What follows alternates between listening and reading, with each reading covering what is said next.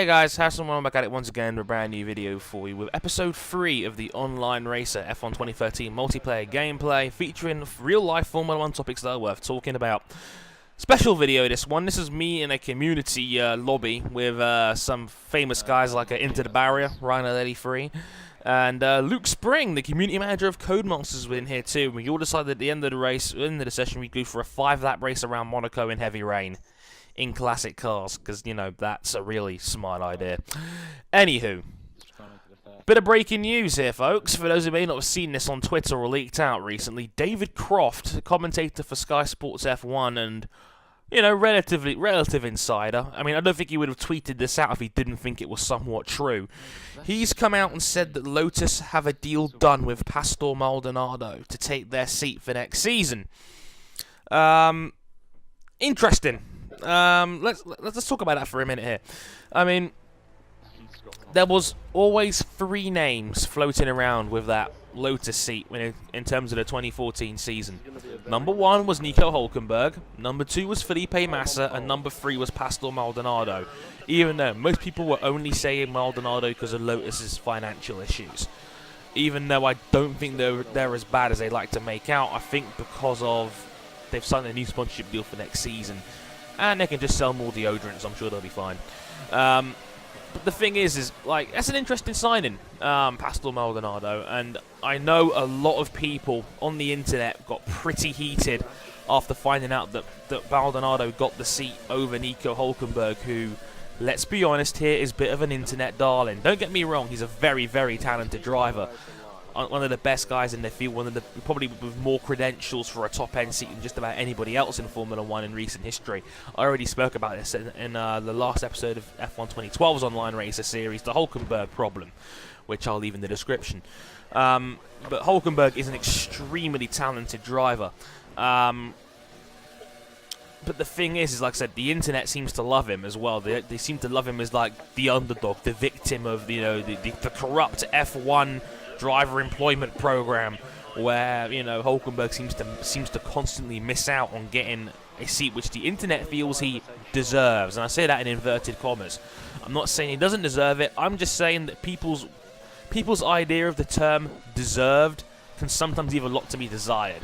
I mean, it's very subjective when it comes to these kind of things in terms of opinion. On driver merit alone, yeah, I'd be inclined to agree. Nico Hulkenberg probably is the best driver for that seat available if given the opportunity, and I think Hulkenberg would have been ideal for Lotus, given that they seem to be building a younger, more vibrant, more exciting team, and Romain Grosjean's going through the best period of his F1 career right now, coming off a very well-earned 3rd place in Japan and an incredible 3rd place in India after starting from 17th on the grid, coming up through 14 places. And yes, he benefited from a crash to terms of Kimi Raikkonen's F-up, so to speak. But at the same time, it was still a phenomenal drive from Grosjean to get the thing on the podium. So, I mean, Grosjean and Hulkenberg and an improving Lotus team would have been a pretty cool thing to see. And I wouldn't have minded seeing that myself. And I've always said I think Hulkenberg deserved the opportunity. But I know a lot of people seem to be pissing on the Maldonado deal. A couple of things, in my opinion, people need to take into account here.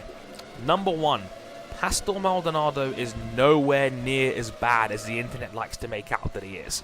The dude is legitimately quite talented. The dude won in a friggin' Williams last season. Let's think about that for a minute. Look at Williams now. They're not that much worse than what they were last season. And you're telling me Pastor won in that car?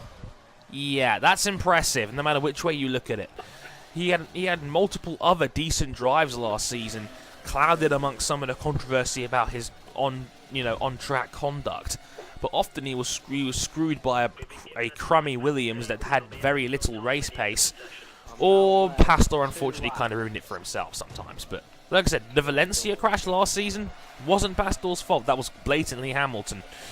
The thing is, they both got punished for it.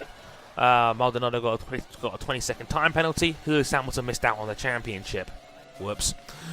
Anywho, Pastor is nowhere near as bad as the internet likes to make him out. Because again, a lot of people like to play the villain card with Pastor Maldonado and vilify him for it because of his on-track conduct.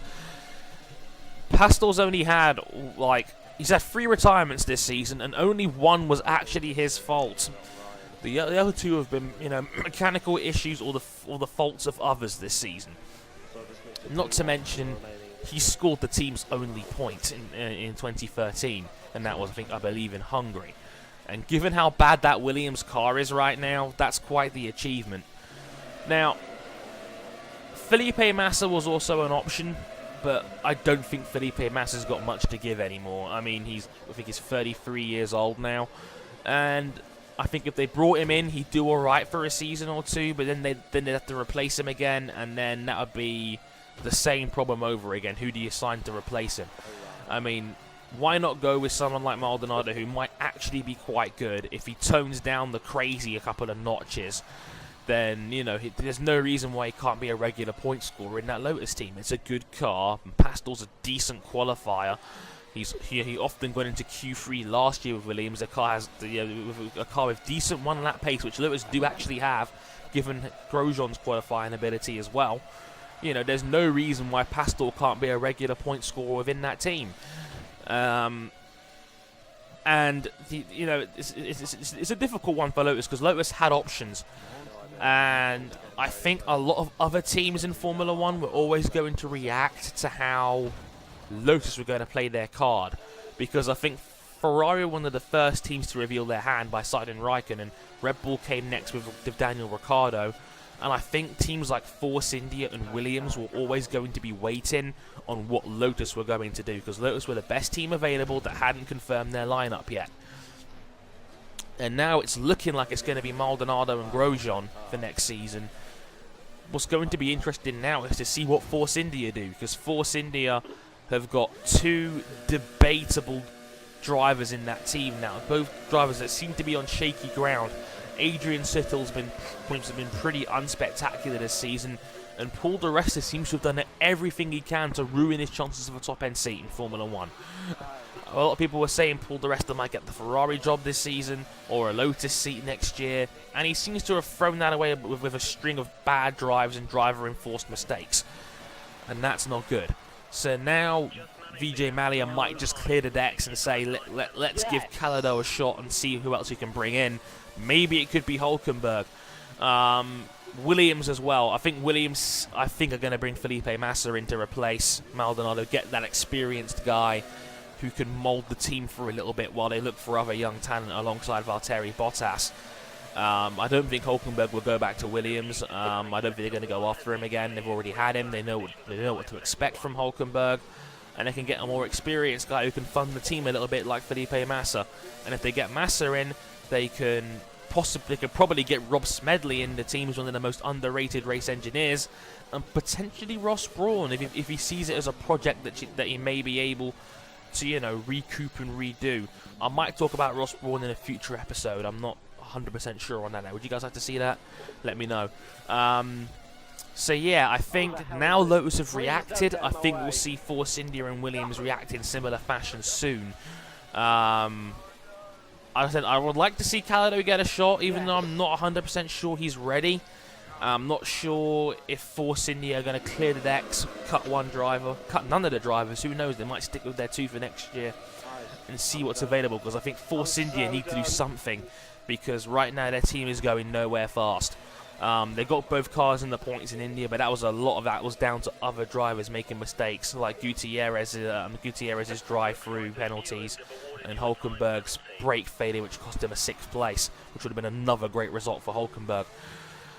But yeah, let me know what you guys make of the Pastor Maldonado to Lotus situation. I'd love to hear you guys' take on this as always. What happens next? What do you think that Hulkenberg gets a job next year now as a result of this? Because I think Nico's chances of getting a 2014 seat are now a lot lower.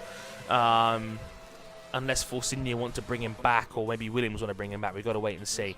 But until then, I'd love to hear what you guys have to think. I've been Harrison101. Like, comment, and subscribe. All that social media jazz. And I'll catch you guys next time. Thanks for watching. Sayonara. I was trying to do it, pressure into the barrier.